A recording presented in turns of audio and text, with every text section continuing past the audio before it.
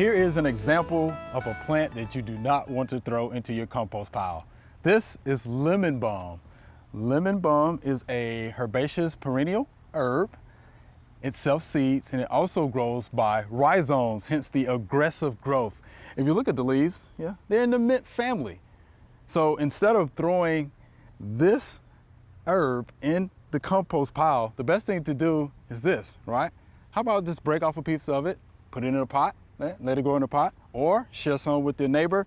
Or if you must throw it away, don't throw it in your compost pile. As you can see, it likes it here. Just throw it in the trash.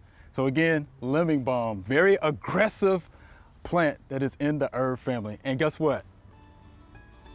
Smells good too. Wow, that was quick. If you want quick gardening tips, just subscribe below.